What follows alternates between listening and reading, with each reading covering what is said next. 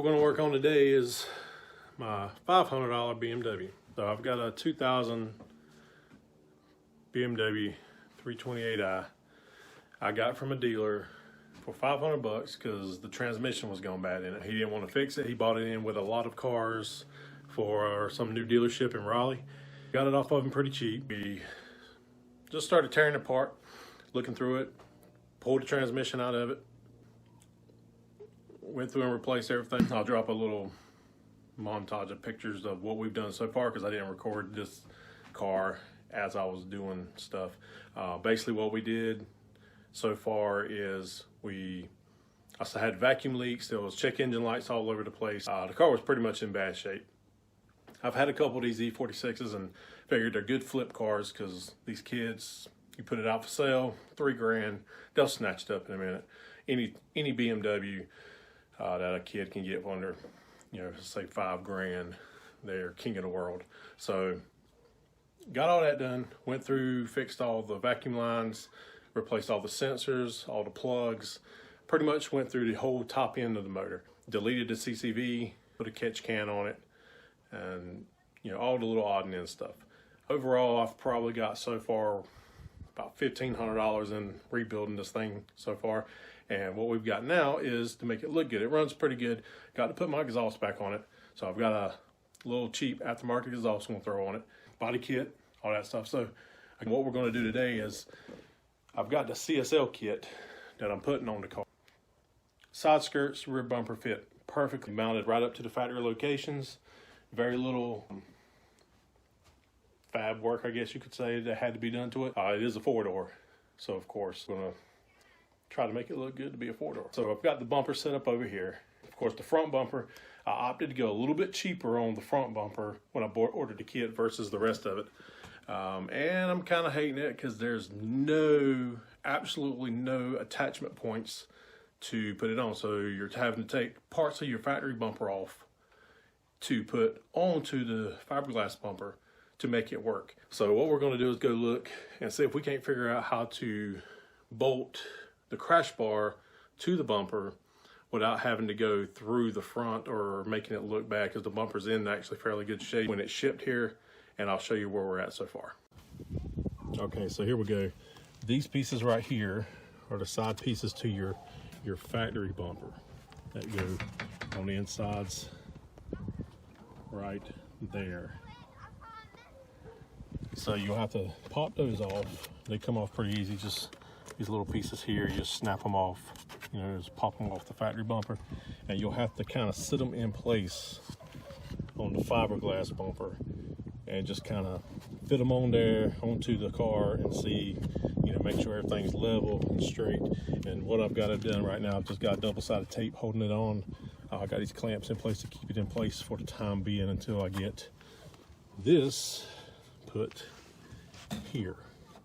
So I'm thinking that we can sit this in here and use these self-tappers to run through here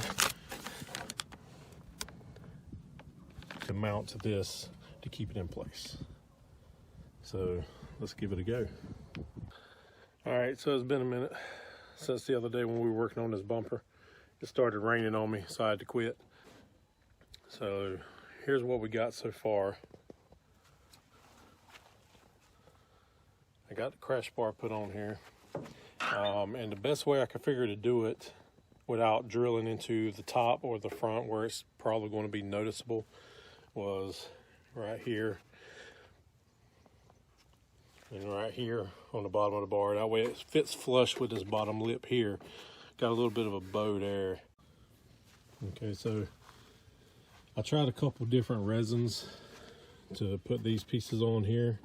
After a few days, I tried to pull at them and they cracked on me. So I went with this other stuff. I forget what they call it now, but it seems to be holding pretty good. Doesn't seem like it's giving too much. So we got a crash bar on here. Like I said, we put these screws up under here in the bottom. And what I'll do is after I put it on the car and make sure it fits like it's supposed to, then I'll replace these with flat screws and maybe get some black ones or whatever, that way they'll match until we get ready to paint. And also on the top, I put one screw here and one screw here. Now where these screws land at should put it to where when I put headlights back on it, they will cover up those screws, so you won't see nothing on the top. So what we're going to do now is I'm going to cut this out, because I'm going to run my intake tube down to this. That should be 100 millimeter, I think. Don't quote me on that. I'll double check. Okay, so what I will go ahead and say right off the bat about this bumper is, if you're going to do a CSL bumper on your BMW, put up the money and get the plastic one. You're going to pay a lot more for it than what I paid for this fiberglass one. The headache could be a lot less. I got a feeling that once I get this thing on, that we're going to have to do quite a bit of, you know, smoothing out and sanding down before it's ready for paint.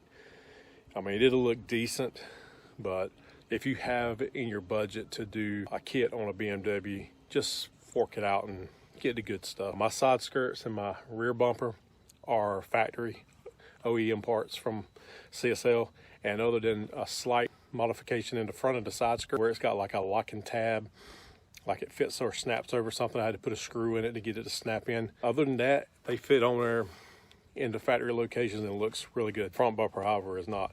I got a feeling it's going to be the same with the wide body kit, but you know, that's to be expected because, you know, you got to do a lot of cutting and fitting on that anyway. So my 2 cents on the front bumper, if you got it in your budget and you want a lot less headache of fitting, probably prep work before paint, just go ahead and get an original CSL bumper. It'll be worth it, trust me.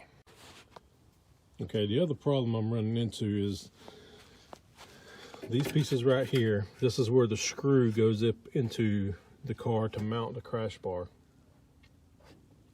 And on the factory bumper, there's holes up under the bottom piece right here where you can put your extension up in there and pull it straight out from the bottom.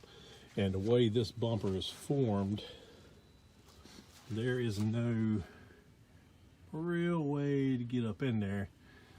And this piece is part of the main bumper and this piece comes off. So even if I took that piece off, I can't get in there. So I think when I put it on, I have to get my hand in between here and just kind of ratchet it down that way, and probably use my impact ratchet to get in there. Hopefully that will work. Otherwise I'll just have to tighten it down by hand. Let's see what we can get done here. See if it fits up and looks at least halfway decent.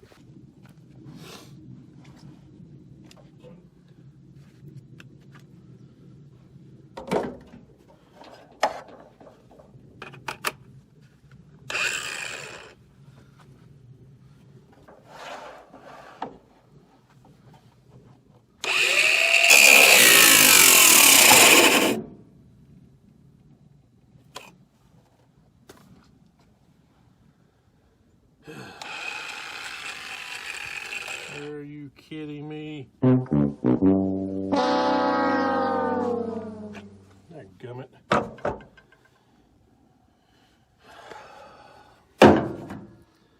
Make sure your batteries are charged.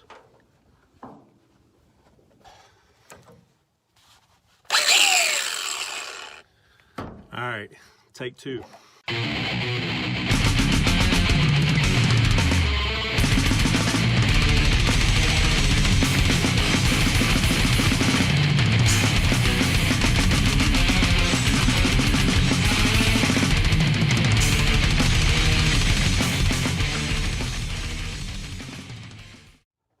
I think we're ready to go put it on the car, see what it looks like.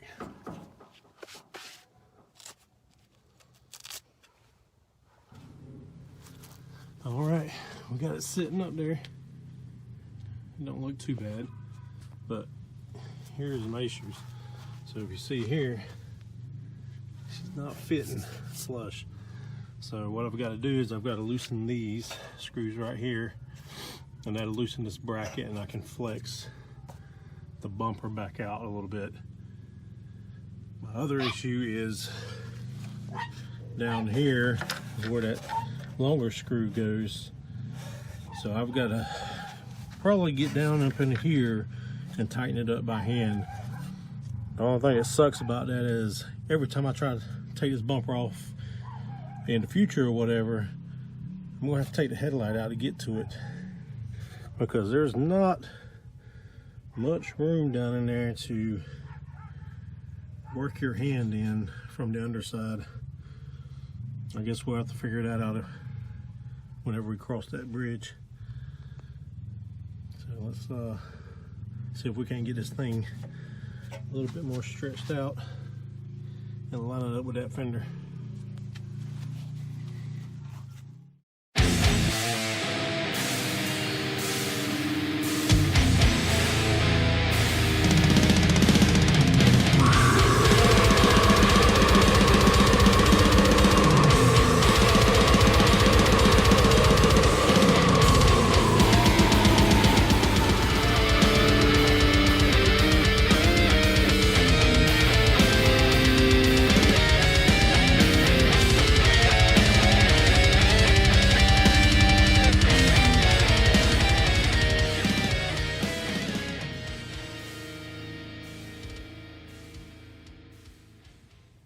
All right, so we got it on finally. Good night. What a nightmare.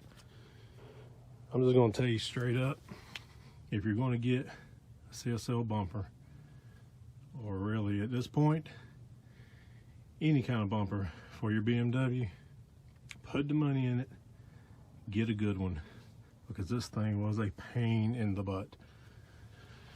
It don't look too bad. We're definitely gonna have to massage it a little bit, but when I put the wide body flares on it, we're definitely gonna have to trim up. You see that right there? And I think when we put the flares on, we're gonna have to come down here and cut some of this out anyways, so I'm not too concerned about that. But getting down in here to get those screws inside that little bracket for the crash bar, because there's hardly any room once you put the bolt up through the bottom. To get that bolt up in there, it is flush almost up against the outside of the bumper right here. So in order to get that in there, you kind of flex the bumper out to get it started, and then squeeze your socket up in there. But overall, just kind of give a little walk around here, what we've done so far.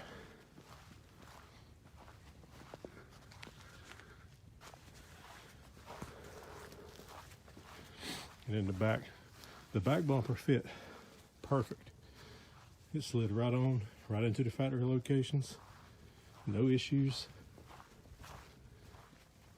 Lined up pretty good.